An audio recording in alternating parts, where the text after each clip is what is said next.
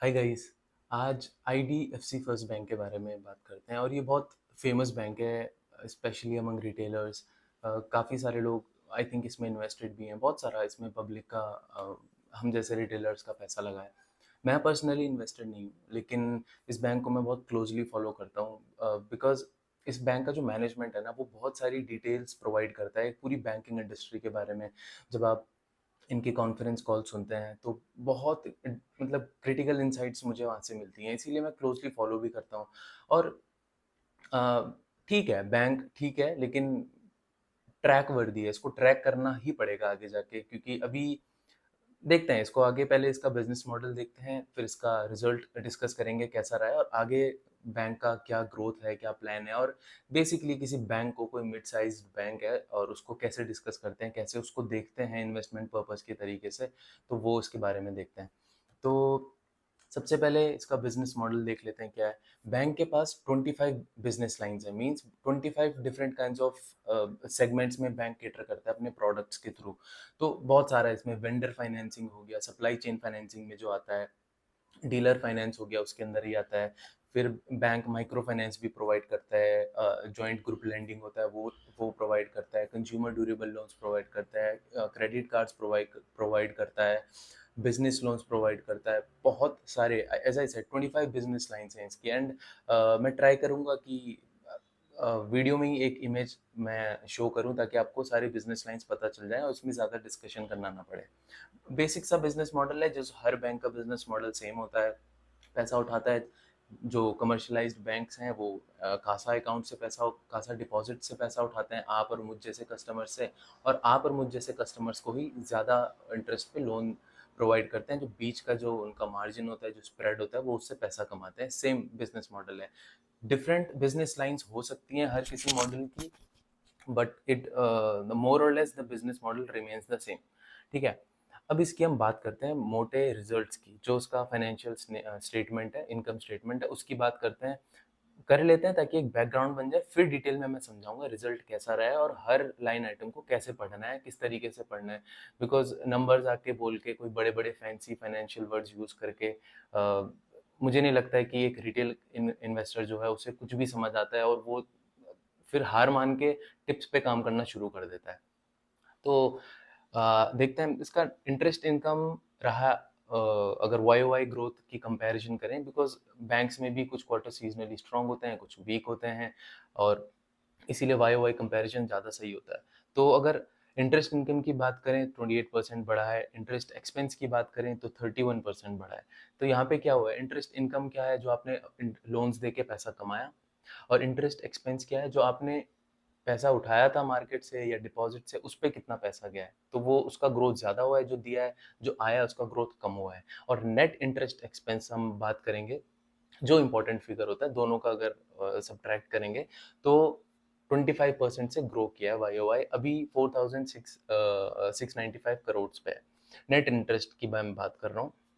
अगर हम profit, operating profit की बात करते हैं, जो प्रोविजन से पहले आता है, प्रोविजन एज आई सेड, अगर बैंक को इस टाइम लग रहा है कि जो मैंने लोन्स दिए हैं, जो पिछले भी लोन्स दिए हैं, उसमें ज़्यादा एनपीएस आ सकता है, तो वो अपने प्रॉफिट बिफोर टैक्स का जो फिगर होता है, ऑपरेटिंग प्रॉफिट होता है।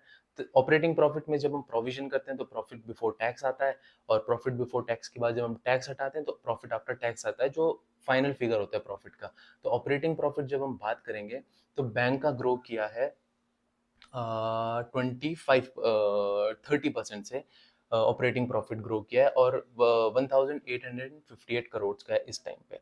तो मैंने बोला ऑपरेटिंग प्रॉफिट के बाद बैंक प्रोविजंस हटाता है। प्रोविजंस अपने प्रॉफिट में से निकाल के स्क्वीज करके साइड में रख देता है, ताकि आगे कोई डिफॉल्ट आए तो बैंक उसको कॉम्पनसेट कर सके।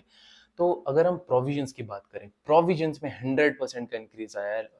If we compare it to 1 year back, एक साल पहले अगर कंपेयर करें, 109% का 476 CR हुआ करता था एक साल पहले प्रोविजंस। इस बारी प्रोविजंस हो गया 994। मैं इसका आपको स्नैपशॉट वीडियो पे दिख जाएगा जब मैं बात कर रहा हूँ।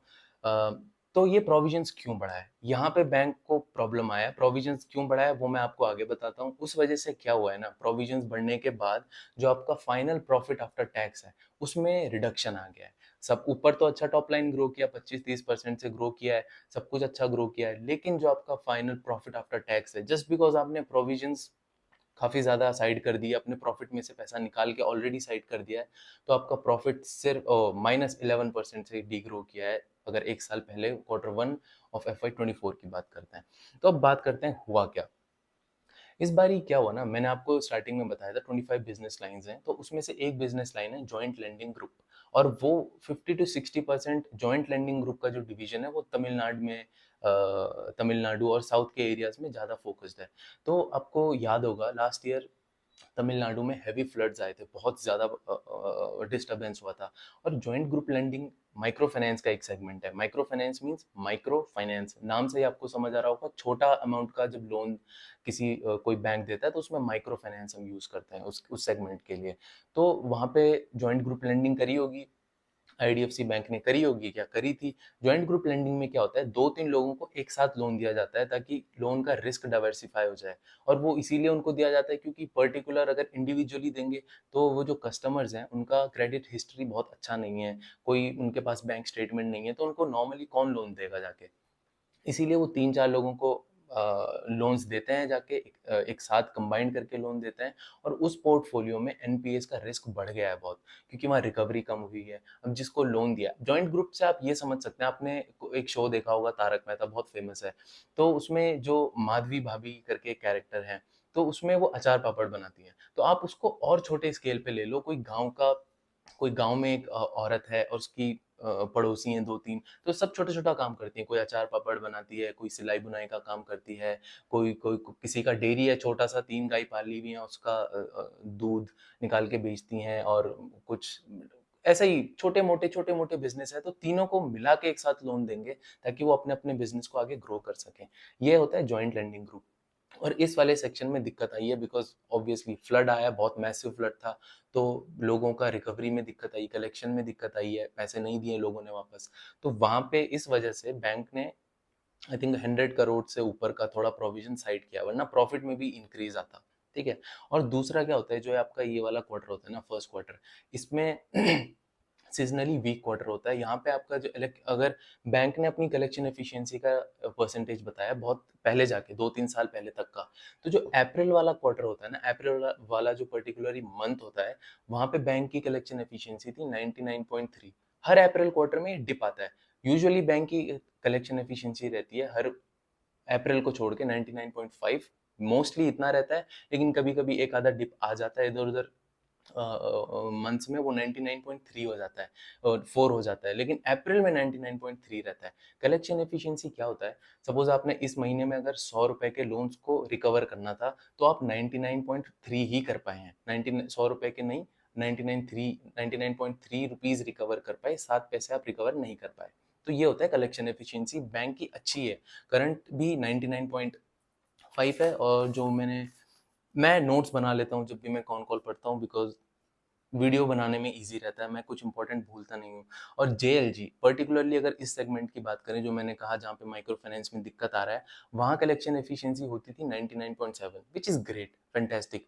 अभी कितनी हो गई है, 99.2, घट गई है बिकॉज ऑफ मैसिव फ्लड्स, उस वजह से फिर प्रॉफिट में भी हिट आया है। मोस्टली ये हुआ है बैंक के साथ। अब मैं इसका बैंक का आपको हिस्ट्री बताता हूँ थोड़ी सी, और बताता हूँ बैंक अच्छा क्या कर रहा है और बैंक को प्रॉब्लम्स कहाँ पे आ रहा है। तो बैंक जब मर्ज हुआ था आज से 5 साल पहले, तो दो दो कंपनीज का मर्जर हुआ था। एक था आईडीएफसी बैंक, उसका नाम था इंफ्रास्ट्रक्चर डेवलपमेंट फाइनेंस कंपनी, और दूसरा था कैपिटल फर्स्ट एनबीएफसी, वो एनबीएफसी था, तो दोनों को मर्ज करके बना आईडीएफसी फर्स्ट बैंक। ठीक है? अब आईडीएफसी फर्स्ट बैंक जब बना, एंड एज आई सेड, एक उसमें से पार्ट था इंफ्रास्ट्रक्चर वाली कंपनी का, आईडीएफसी बैंक था जो, तो उसकी लेगेसी बोरोविंग्स अभी तक बैंक पे कर रहा है। मर्जर हुआ, लेकिन मर्जर जब हुआ तो जो पुरानी बोरोविंग्स थी, जो कंबाइंड एंटिटी में थी, वो अभी तक बैंक के पास है, और आई थिंक 60,000 ऑड करोड़ का लेगेसी बोरोइंग था, हाई कॉस्ट बोरोइंग था। तो वो अभी भी 10,000 करोड़ बचा है, और बैंक का ये कहना है कि इस साल तक हम 5,000 करोड़ और रीपे कर देंगे, और नेक्स्ट ईयर हम पूरा ये लेगेसी बोरोइंग को खाली कर देंगे। और बैंक लेगेसी बोरिंग को खाली करने के पीछे क्यों पड़ा है, आप समझो इस चीज को। क्योंकि वो इंफ्रास्ट्रक्चर बैकग्राउंड था उस बैंक का, जो आईडीएफसी बैंक था, और जो वो उसको अपनी 60,000 करोड़ वापस करने हैं, वो हाई कॉस्ट है। 8.98 समथिंग परसेंट पे वो इंटरेस्ट पे करना पड़ रहा है उस पर। तो बैंक ने क्या स्ट्रेटेजी यूज करी है, और बहुत अच्छी स्ट्रेटेजी है। बैंक ने रिटेल डिपॉजिट्स को बहुत अच्छे से ग्रो किया। मैंने हमेशा बताया, कासा अकाउंट किसी भी बैंक के लिए लो कॉस्ट ऑफ मटेरियल की तरह आप उसे ट्रीट कर सकते हैं, जो कासा डिपॉजिट्स होते हैं। बिकॉज बैंक के लिए रॉ मटेरियल क्या है, आप लोगों का पैसा। वही पैसा वो आप लोगों को हाई इंटरेस्ट पे देता है, ठीक है। वो बैंक के लिए low cost of raw material की तरह आप ट्रीट कर सकते हैं कासा डिपॉजिट्स को। जहाँ पे पूरी इंडस्ट्री में इस टाइम पे, बैंकिंग इंडस्ट्री में 12% का ग्रोथ आ रहा है डिपॉजिट्स में, लेकिन ये बैंक कुछ एक्स्ट्रॉर्डिनरी कर रहा है इस टाइम पे। इस बैंक का कासा डिपॉजिट का जो ग्रोथ रेट है वाईओआई, वो 36% का है। मतलब 3 गुना ज्यादा इंडस्ट्री के कासा डिपॉजिट्स के ग्रोथ से। और बैंक का ये कहना है कि पर्टिकुलरली बैंक को ऐसा लगता है, पर्सनल ओपिनियन है बैंक का, कि जो कासा डिपॉजिट का ग्रोथ आता है, जो रिटेल डिपॉजिट्स का ग्रोथ आता है, मींस हम आप और मेरे जैसे जो लोग बैंक में पैसा जमा करते हैं, वो इंटरेस्ट देख के कम पैसा जमा करते हैं कि कितना इंटरेस्ट हमें मिलेगा सेविंग्स अकाउंट्स पे।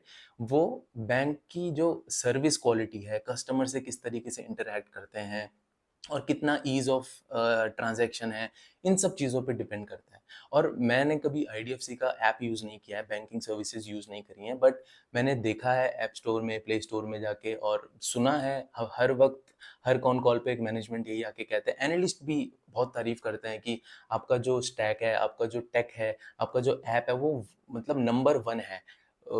आईडीएफसी, एचडीएफसी, आईसीआईसीआई, ये सब बहुत पीछे हैं आईडीएफसी फर्स्ट बैंक से डिजिटल ट्रांसफॉर्मेशन में। आईडीएफसी का कस्टमर अगर एक बार आईडीएफसी का बन गया है, तो उसे इतना इजीली वो बैंकिंग सर्विसेज को अवेल कर पा रहा है कि उसे छोड़ने का मन नहीं होता है। और ऑब्वियसली ना, मतलब 2-3% के लिए तो मुझे नहीं लगता है, मैं अगर आईडीएफसी का सपोज कस्टमर तो हूँ नहीं, बट मुझे मेरे बैंक से इतनी अच्छी फैसिलिटीज नहीं मिलती हैं, बट मैं टिका हुआ हूँ तो टिका हुआ हूँ। लेकिन अगर सपोज कोई कस्टमर है आईडीएफसी फर्स्ट बैंक का, उसे सब चीजें मिल रही हैं उस बैंक में, उसका डिजिटली सब कुछ हो जा रहा है, बैंक जाना नहीं पड़ रहा है, कोई प्रॉब्लम नहीं हो रही, तो ऑब्वियसली 1-2% के लिए वो नहीं छोड़ेगा, ये भी मुझे लगता है। लेकिन obviously we all can differ in our opinions. तो बैंक क्या कर रहा है, एज आई सेड, बैंक का करंट कासा डिपॉजिट का रेशियो है 46% का। और बैंक से देख, अब उसका एचडीएफसी का बोलेंगे कासा रेशियो कितना है उसका, 36 का है। एक्सिस का कितना, आई थिंक उसका 42 है, I am not sure, you guys have to check it.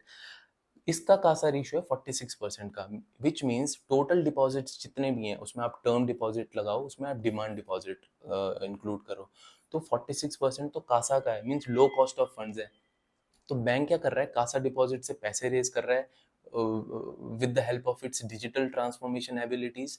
जितने कस्टमर्स को अट्रैक्ट कर रहा है, वो सब बैंक में पैसा जमा कर रहे हैं। लो कॉस्ट, बैंक को थोड़ा सा इंटरेस्ट पे करना पड़ता है इनको, और इस पैसे से जो इतना इकट्ठा हो रहा है इसके पास पैसा, वो अपनी जो लेगेसी बोरोइंग्स है 8.98% जो मैंने बताया ना बैंक को देना पड़ता है, वो फटाफट फटाफट एकदम स्पीड में वो बोरोइंग्स को कम कर रहा है।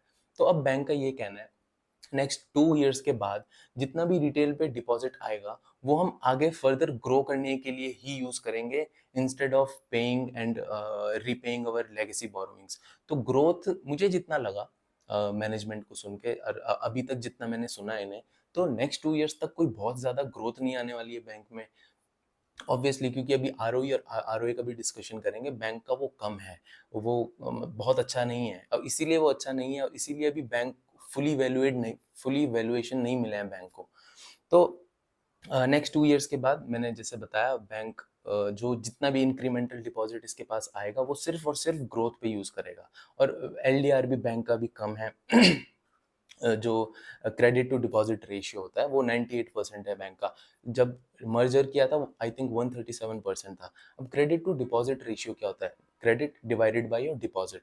मींस अगर आपके पास 100 रुपीज के डिपॉजिट्स हैं, और करंटली बैंक का क्रेडिट टू डिपॉजिट रेशियो 98 है, विच मीन्स 100 रुपीज आपके पास डिपॉजिट है कस्टमर्स के, तो उसके अगेंस्ट आप सिर्फ 98 का ही लोन दे रहे हो, तो आप सेफ हो। क्रेडिट डिपॉजिट रेशियो जब जितना आपका कम रहता है, बहुत कम होगा तो ऑब्वियसली आप ग्रो ही नहीं कर रहे हो। 87 85 टू 90 एक ठीक स्पॉट होता है बैंक के लिए। एचडीएफसी का सपोज मैंने आपको वीडियोस में बताया था 100 के ऊपर है। अब वो कह रहे हैं कि हम कॉन्शियसली इसको कम करेंगे, विच इनडायरेक्टली मीन्स व्हाट, कि अभी एचडीएफसी बैंक में हम ग्रोथ को देख के अगर इन्वेस्ट करेंगे तो वो पॉसिबल नहीं है बैंक के लिए। बैंक अभी अपना 100% से अबव का क्रेडिट डिपॉजिट रेशियो कम करके इन लाइन लाएगा आईसीआईसीआई और एक्सिस के साथ, जिनका 87 और 90 के बीच में है। तो ऑब्वियसली वहाँ ग्रोथ नहीं एक्सपेक्ट कर सकते हैं।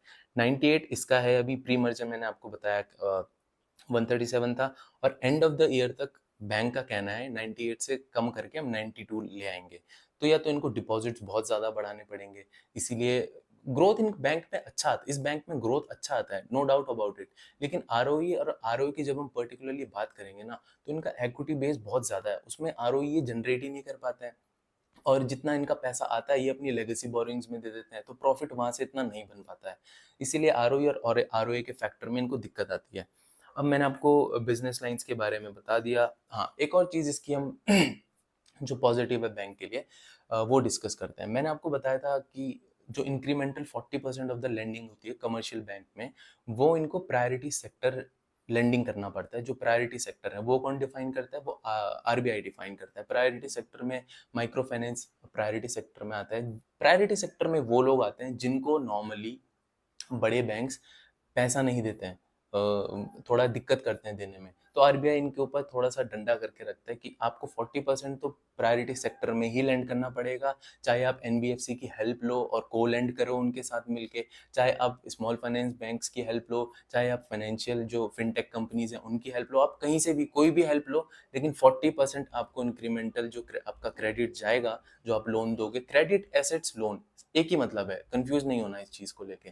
जो आप इंक्रीमेंटल क्रेडिट करोगे वो 40, आपने 100 रुपए का अगर इस महीने लोन दिया है तो 40 रुपए आपका पीएसएल प्रायोरिटी सेक्टर लेंडिंग में ही जाना चाहिए। नहीं जाएगा तो आरबीआई इनको पेनलाइज करता है, पेनल्टी ठोक ठोक के मारता है इन बैंक्स के ऊपर। और दूसरा एक आरआईडीएफ होता है जिसका फुल फॉर्म होता है रूरल इंफ्रास्ट्रक्चर डेवलपमेंट फंड।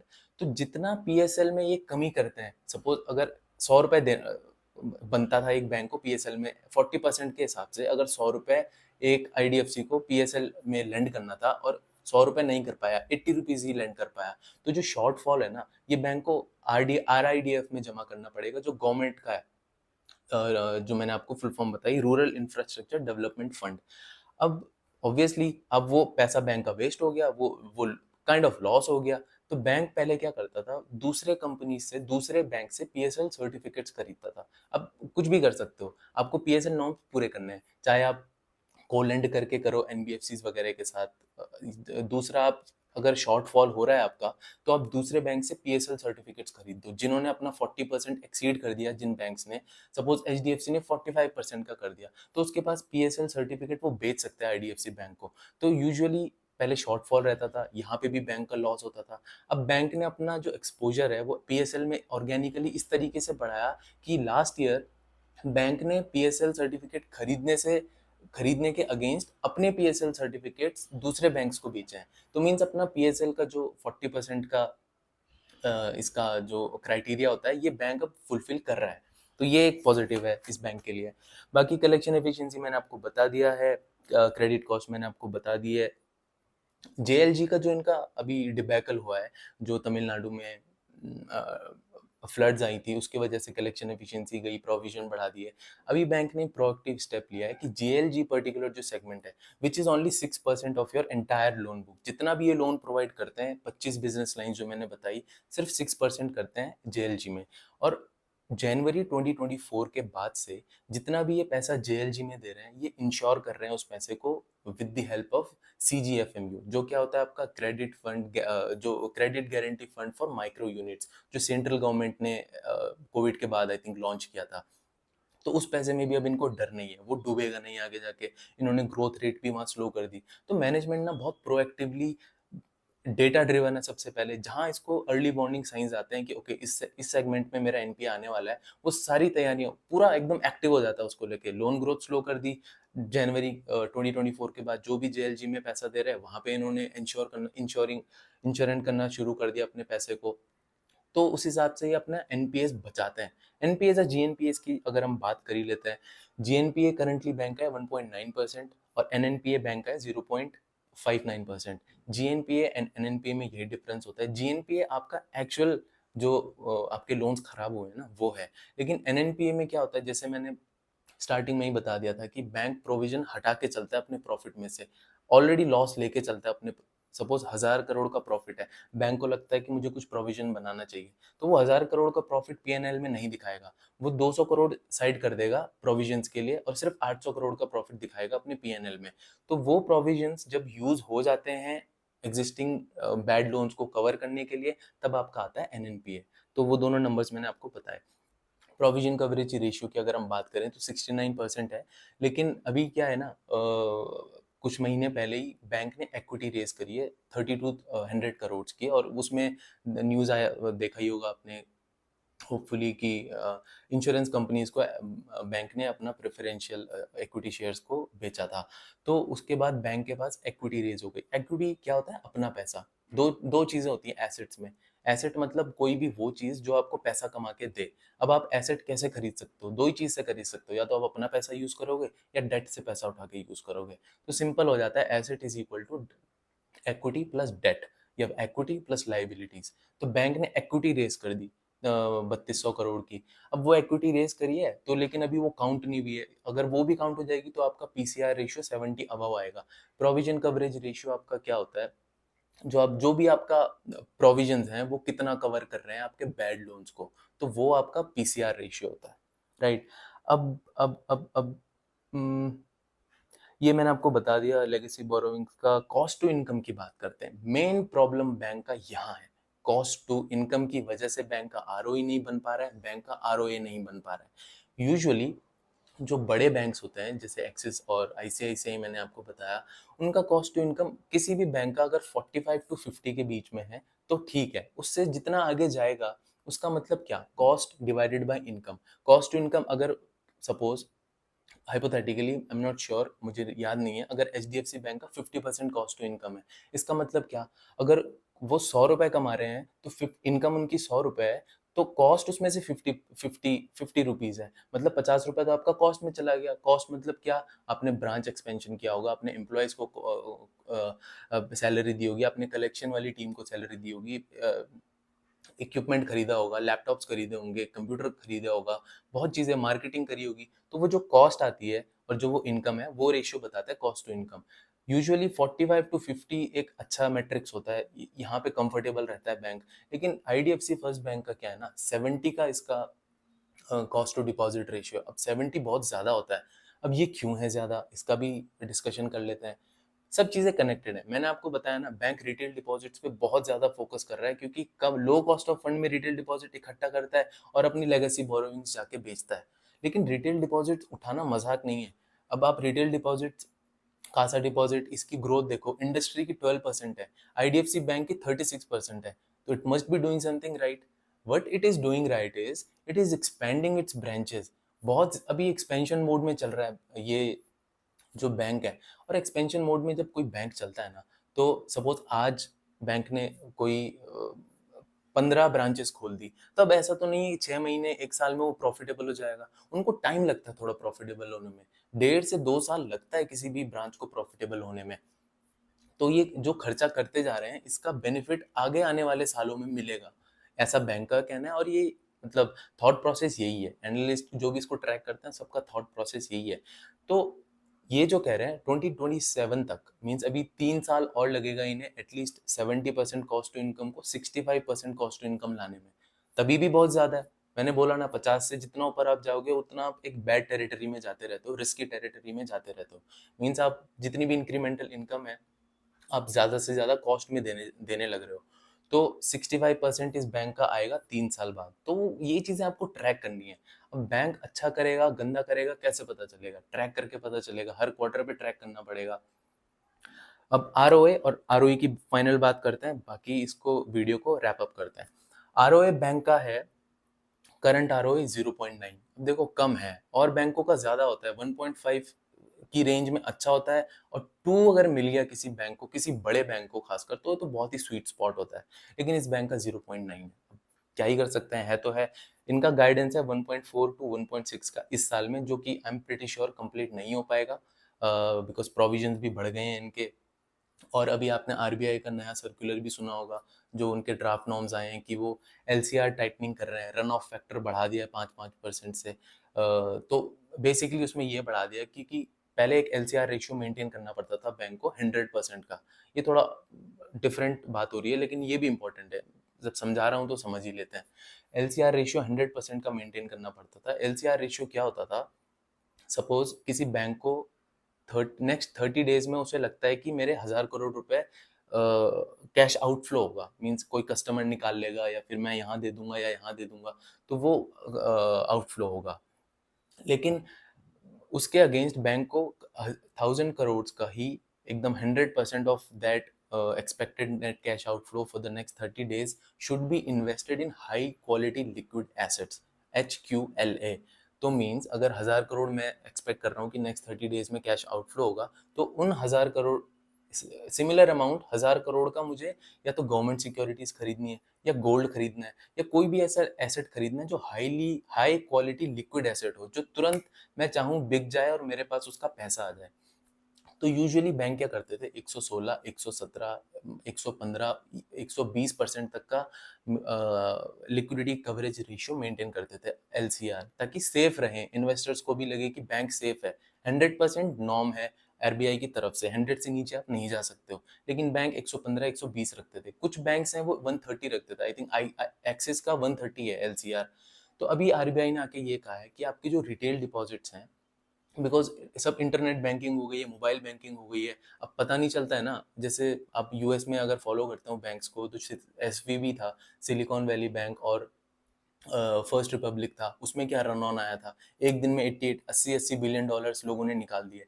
तो बैंक आरबीआई का सिर्फ नॉर्म आया है, अभी अभी अभी इम्प्लीमेंट नहीं हुआ है। तो आरबीआई का कहना यह है कि 5% आपको एक्स्ट्रा अब रखना पड़ेगा, रन ऑफ फैक्टर इसे कहते हैं। जितना भी पहले था उससे अब बढ़ाना पड़ेगा आपको। तो इसका मतलब क्या है, आपको लिक्विडिटी कवरेज रेशियो आपको इंक्रीज करना पड़ेगा थोड़ा, और उसके लिए आपको अब एडिशनली गवर्नमेंट सिक्योरिटीज खरीदनी पड़ेंगी, हाई क्वालिटी लिक्विड एसेट्स खरीदने पड़ेंगे। तो बैंक का अपना पैसा थोड़ा अब इन चीज़ों में वेस्ट होएगा नॉर्म्स की वजह से, इसीलिए बैंक्स मुझे इतने पसंद नहीं है। बैंक्स के अगेंस्ट एनबीएफसीज अच्छा है। बैंक्स का आप देखोगे ना, 18% तो उनको करीब करीब एसएलआर रिक्वायरमेंट्स में, जो अगर डिपॉजिट से पैसा उठाया है तो स्टैट्यूटरी लिक्विडिटी रेशियो एक एसएलआर होता है, उसमें मेंटेन करना पड़ता है। हाई क्वालिटी लिक्विड एसेट्स में 18%, तो 100 रुपये आपने उठाया कस्टमर से, एक तो बड़ी मेहनत से आप 100 रुपये कस्टमर से उठा रहे हो, उसमें से 18% आपको एसएलआर में देना है, और 4.5% आपको कैश रिजर्व रेशियो रखना है। सीधा मीन्स जाके 100 रुपये आपने उठाया, 18% का आपने गवर्नमेंट सिक्योरिटी या कुछ भी खरीदा जो हाईली लिक्विड है, और 4.5 rupees out of that 100 rupees आप सीधे आरबीआई के कॉफर्स में जाके जमा कर देते हो। Cash reserve ratio means bank RBI कहता है सेफ साइड में चलने के लिए ना, उस 4.5% में ना आपको कोई इंटरेस्ट मिल रहा है ना कुछ, तो बैंक का बहुत सारा कैपिटल तो ऐसे ही वेस्ट हो जाता है। इसी कहाँ से ग्रो करेगा कोई बैंक है तो एज आई सेड, बैंक का आरओए मैंने बताया 0.9 मैंने, ये ट्रैक करना पड़ेगा। बैंक अभी ये आके कहा है कॉन कॉल में कि ये 0 पॉइंट सेम ही रहने वाला है, हार्डली 1% भी इस साल नहीं होने वाला है। और आरओई की अगर हम बात करें, तो सिंस बैंक ने 2-3 महीने पहले इतनी सारी लिक्विडिटी उठाई है, इक्विटी उठाई है मार्केट से, रिटर्न ऑन इक्विटी तो आपको पता है, return divided by your equity. अब इक्विटी बैंक ने 3,200 करोड़ की एडिशनल उठाई है 2-3 महीने पहले, तो डिनोमिनेटर में जो इक्विटी थी वो इंक्रीज हो जाएगी 3,200 से, तो आपका जो सेम रिटर्न आ रहा था वो अब कम नहीं आएगा, आरओई कम नहीं हो जाएगा आपका, सिमिलर रिटर्न्स पे इक्विटी बढ़ गई। जब आप सेम न्यूमरेटर रख रहे हैं और डिनोमिनेटर बढ़ाते जा रहे हैं, तो ऑब्वियसली वो परसेंटेज टर्म्स में कम आएगा, तो आरओई बैंक की इम्पैक्ट होगी, आरओए बैंक का इम्पैक्ट होगा। किस तरीके से होता है वो हमको आगे देखना है। तो ये था इस पूरे बैंक के बारे में डिस्कशन, एंड आई होप मैंने सब कुछ क्लियर कर दिया हो। कोई प्रॉब्लम है तो आप मुझे पूछ सकते हो। यस, एक लास्ट पॉइंट है कॉस्ट ऑफ फंड्स का, वो 6.47% है। पहले 6.43 था, माइनर इंक्रीज आया, कोई बहुत ज़्यादा इंक्रीज नहीं है, लेकिन आपको देखना है। मैं हमेशा कहता हूँ कॉस्ट ऑफ फंड बैंक का क्लोजली फॉलो करो, अगर वो बढ़ते जा रहा है तो उसमें भी दो सिचुएशन है, अगर पूरे इंडस्ट्री का बढ़ रहा है तो फिर इतनी टेंशन की बात नहीं होती है, लेकिन अगर पर्टिकुलर किसी बैंक का बढ़ रहा है तो प्रॉब्लम की बात है, बिकॉज फिर उसका मार्केट शेयर दूसरे कॉम्पिटिटर्स ले लेंगे। ये है, कोई कोई भी प्रॉब्लम है, डाउट है, आप कमेंट्स में पूछ सकते हैं। Thank you so much guys.